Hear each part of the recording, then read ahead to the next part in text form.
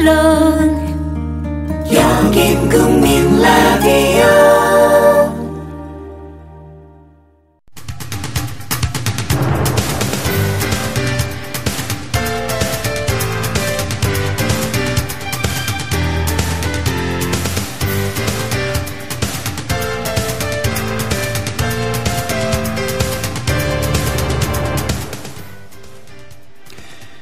여러분 안녕하십니까? 정치내비게이션 아나운서 정승조입니다.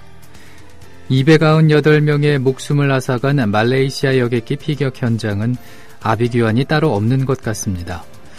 여객기가 떨어진 지점 주변에는 안전띠를 맨 채 처참하게 죽음을 맞은 사람들의 주검이 여행 가방과 옷까지 그리고 산산조각난 비행기 잔해와 함께 널브러져 있다고 하는데요.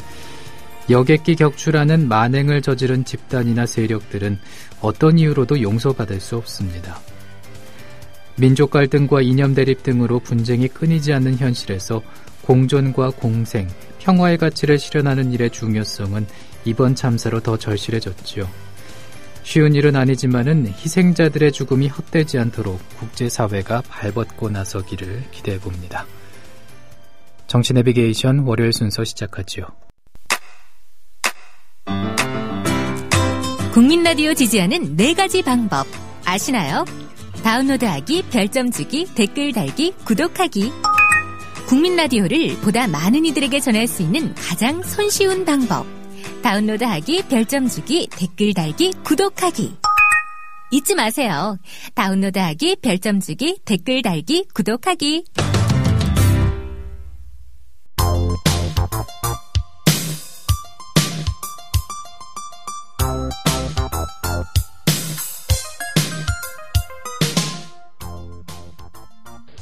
박근혜 정권이 결국 쌀 전면 개방을 선포했습니다. 버린 자식 취급하던 농업을 기어이 내다 버렸습니다. 하나만 묻겠습니다. 쌀 전면 개방 문제가 무슨 군사작전입니까? 역사 이래 우리 민족의 주식이자 상징인 쌀을 전면적으로 개방하겠다는 이 중차대한 문제를 어떻게 이렇듯 국회와 국민까지 속여가며 기습적으로 처리한단 말입니까? 군사작전이었다면 명백한 이적행위입니다. 오늘 언론에 보도된 여론조사 결과만 보더라도 식량 주권을 지켜야 한다는 응답이 56.3%로 개방해야 한다는 31.5%를 압도했습니다. 국민과의 소통은 물론 공론화도 없었고 더군다나 당사자인 농민들과의 논의도 전혀 없었습니다. 총뿌리를 갑작스레 아군에게 들이댄 격입니다. 반대로 WTO를 비롯한 외국에게는 모든 패를 일찌감치 공개하며 백기투항했습니다. WTO가 보장하는 협상 일정표마저 무시하며 일찌감치 손을 들어버렸습니다. 협상에서 불리할까봐 관세율을 미리 공개하지 않겠다고 했습니다. 협상의 기본도 모르는 소리입니다. 전면 개방으로 패는 다 내보이고 무슨 관세율 협상이란 말입니까? 오늘 기습선언은 식량 주권 포기 선언이자 협상 포기 굴욕 선언이며 박근혜 대통령의 대선 공약 사기 선언입니다. 강력히 규탄합니다. 즉각 철회하십시오.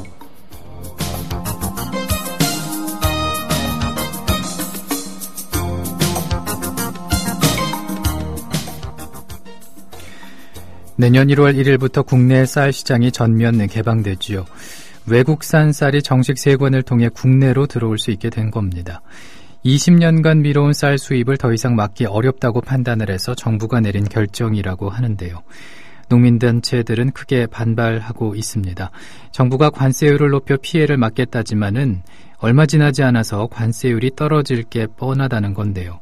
농민단체들 최종 관세율이 정해지는 9월까지 전국 곳곳을 돌며 반대 집회를 이어갈 계획입니다.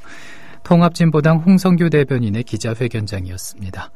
국민라디오 정치내비게이션 듣고 계십니다. 현재 시각 7시 7분입니다.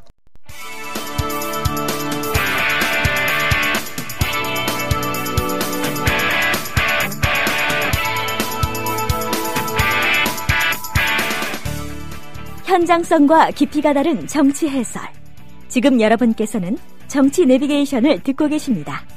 진행의 정승조 아나운서입니다.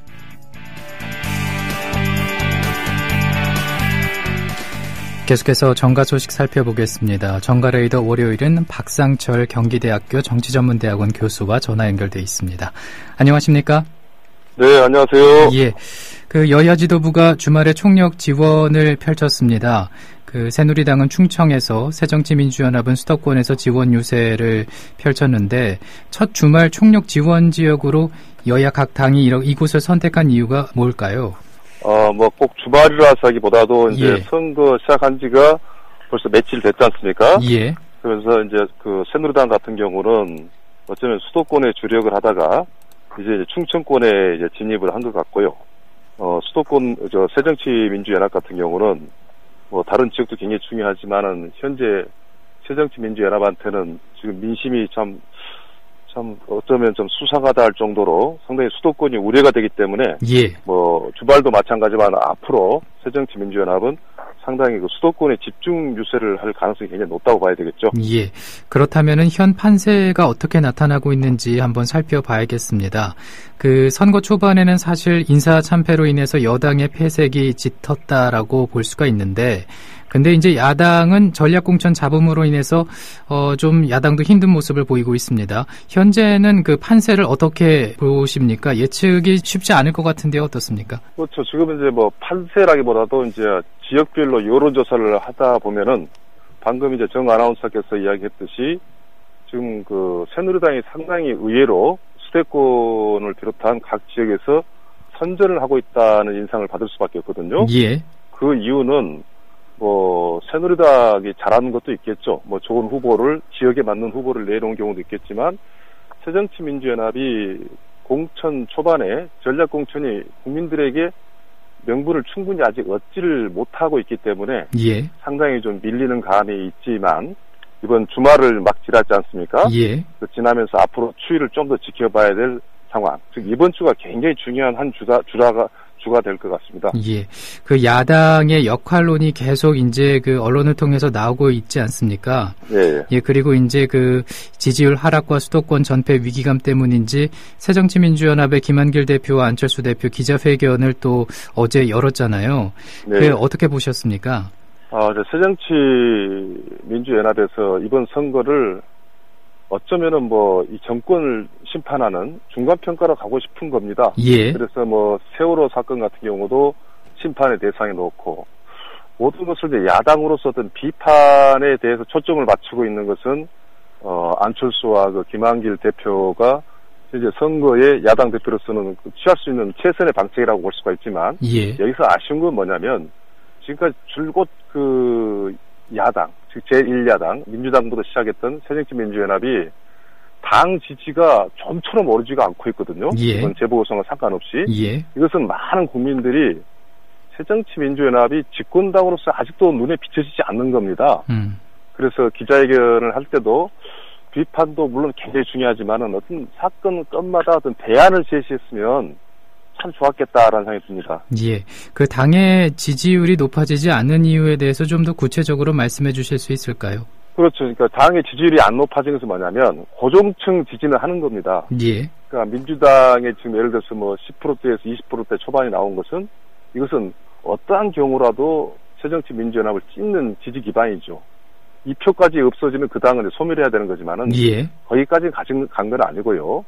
예를 들어서 지금 새누리당과 이 청와대 박근혜 대통령이 국민들로부터 지금 집권 초기보다는 엄청나게 비판을 받고 있거든요. 그렇죠. 이러한 것들이 사실은 지지로 넘어와야지 새정치민주연합이 대안이 있는 정당이라고 생각하는데 예. 그냥 야당으로만 봅니다. 예. 만년 야당으로 본 거죠. 아직 집권하기는 참 멀었다. 뭐 이런 것들. 그래서 새누리당이 비판받는 만큼 박근혜 대통령 정부가 비판받는 만큼 흡수를 하고 있지 못하는 것. 이것이 지지율에 상당히 저조한 현상으로 봐야 되겠죠. 그러니까는 그 새정치민주연합이 야당으로서의 역할을 제대로 하지 못하고 있다 이 말씀이신 건가요? 그렇죠. 야당 역할에는 비판도 있지만 날카로운 비판도 있지만 이 사람들이 집권하면 이런 것을 이렇게 풀어가겠구나.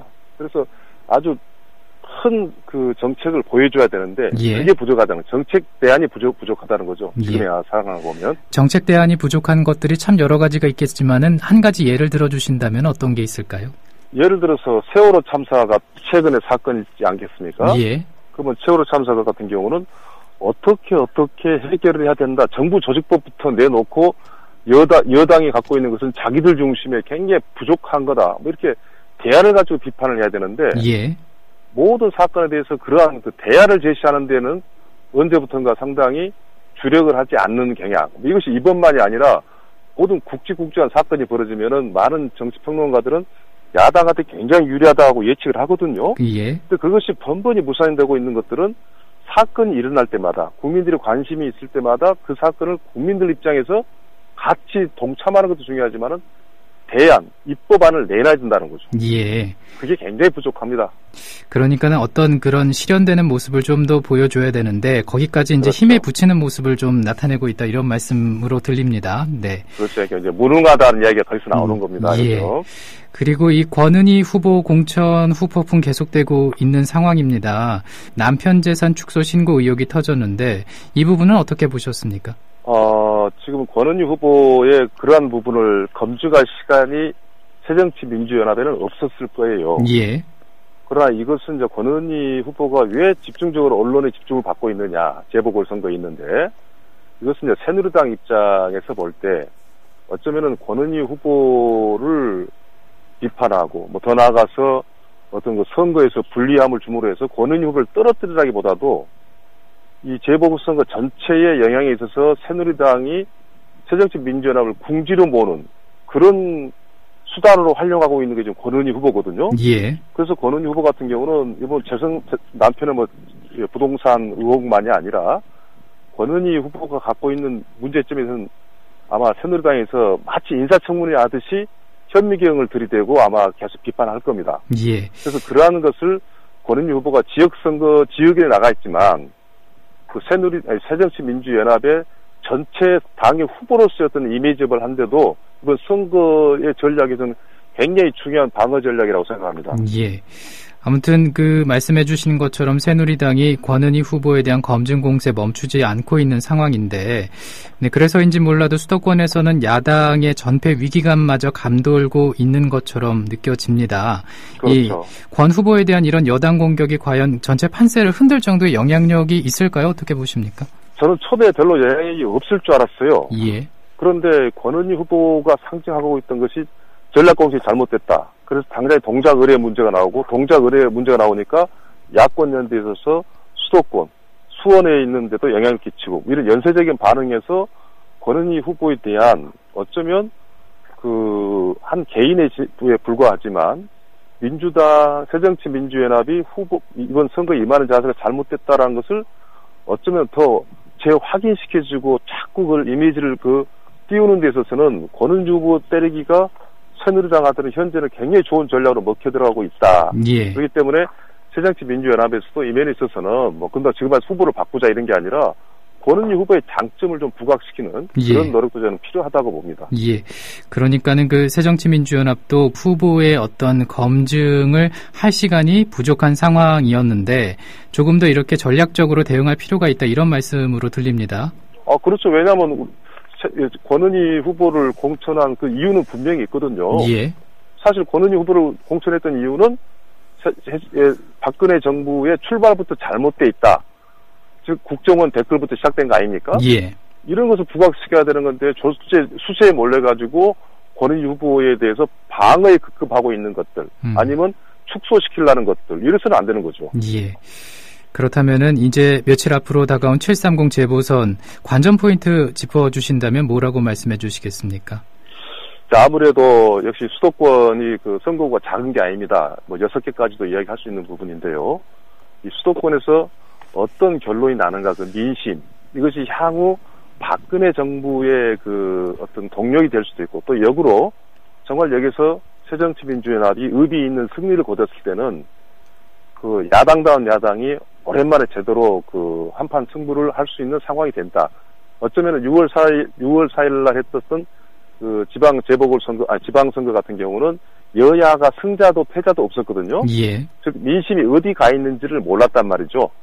그런데 이번에 그 재보궐선거의 관전 포인트가 가장 중요한 건 수도권의 선거 결과가 우리 국민의 민심이 지금 어디에 가 있다. 뭐 쉽게 말해서 여당한테 가 있느냐 야당한테 가 있느냐 나는 판가름이 나는 그런 그 포인트가 아닌가 생각합니다. 예. 그러면은 수도권의 이제 선거 결과를 한번 예상을 해볼 필요가 있을 텐데, 먼저 그 서울 지역인 동작을부터 한번 살펴보겠습니다. 예. 예, 여전히 새누리당 나경원 후보의 독주가 계속되고 있지 않습니까? 그렇죠. 네, 이런 판세가 끝까지 이어지리라고 생각하십니까? 지금으로 봐서는 상식적인 선에서 이야기하면, 그렇게 갈 가능성이 굉장히 크겠다라는 생각이 드는 게, 예. 야권연대라는 것은 이제 이미 물 건너 갔다고 봐야 되는 거 아니겠습니까? 예. 그래서 이제 노회찬 그 정의당 후보가 상당수 표를 잠시 안 나면 새정치민주연합의 후보가 과연 야당의 몰표를 받아낼 수 있을 것인가라는 부분 하나하고, 그 다음에 다 우려하는 바입니다만은 730 재보궐선거 때는 여름 그 휴가철의 피크 아니겠습니까? 예.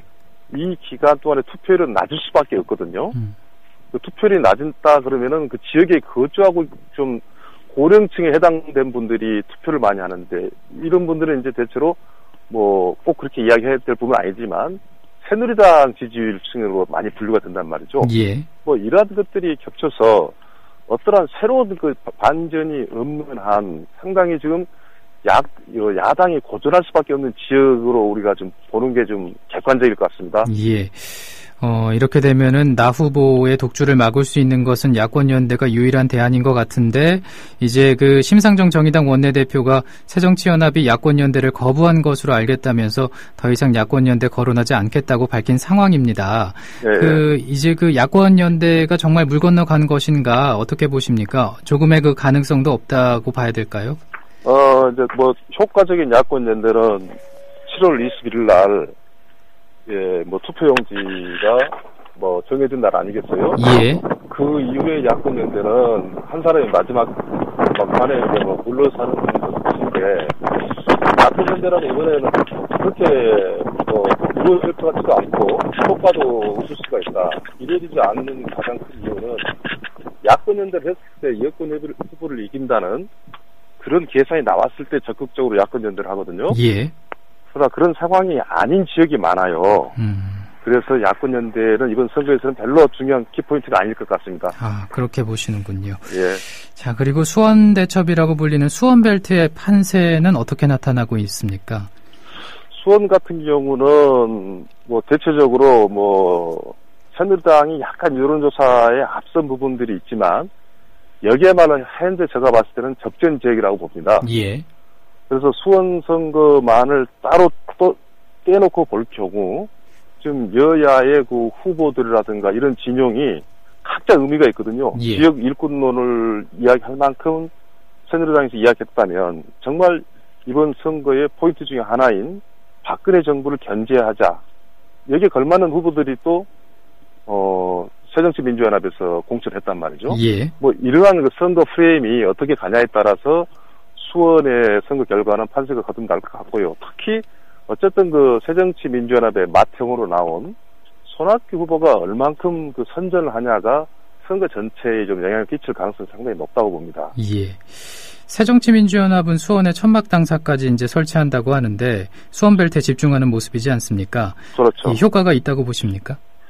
그 궁여지책이고 또 그렇게 저는 해야 된다고 봅니다. 예. 왜냐하면 수원 지역의 선거구가 4개인데 3개가 이루어지고 있다는 것은 어떻게 보면 수원시 전체가 어떤 그 선거 열풍에 빠져 들어왔다고 봐야 되거든요. 정치적 관심이 굉장히 고조되어 있는 상황에서 야권이 올인하는 것은 그건 당연한 것이고, 예. 또 당사를 옮겨왔다라는 것은 또 새누리당한테 상당히 부담이 가죠. 앞서 궁여지책이라고 말씀해 주셨는데 새정치민주연합이 수원에 집중하는 이유가 있을 것 같아요. 동작을 포기했다고 봐야 되는 겁니까? 어떻게 생각하십니까? 동작을 포기했다라는 것은 아이러니컬하게도 같은 야권인 그 정의당에서 나오는 이야기 같습니다만은, 예. 동작을 하기보다도 수원을 아주 집중을 해야 되겠다라는 거죠. 예를 들어서 수원에서 좀 가까운 평택 같은 경우는 새정치민주연합에서 약간 마음을 놓은 상태고, 또 김포 지역의 선거는 그 선거의 특성으로서 선거를 치르기 때문에 김두관 후보와 홍철호 후보가 있지 않습니까? 예. 그러나 이제 그 수원 같은 경우는 어쩌면은 이 수도권 민심의 결론을 내는 결정을 짓는 곳이기 때문에 새정치민주연합에서는 정말 의석 수도 세석이 많지 않습니까? 여기서 만약에 전패를 한다 그러면은 지도부가 수원시 선거를 다 지고도 유지된다라고는 아무도 상상할 수 없는 문제거든요. 예. 그래서 그래서 저는 이제 새정치민주연합이 전략적으로도 수원에 올인을 해야 되지만 지도부의 궁예지책이라고 이야기하는 겁니다. 예. 오늘 말씀 여기까지 듣죠. 고맙습니다. 네, 감사합니다. 또 하나의 공정 언론, 국민TV 뉴스. 한국의 오프라인 뉴스, 온라인 여론, 국민TV 뉴스에 접속하시면 한눈에 만나실 수 있습니다. 또 하나의 진짜 언론, 국민TV 뉴스. 뉴스.국민.tv, 미디어 협동조합 국민라디오, 국민TV의 자매 인터넷 신문, 국민TV 뉴스에 지금 접속하세요.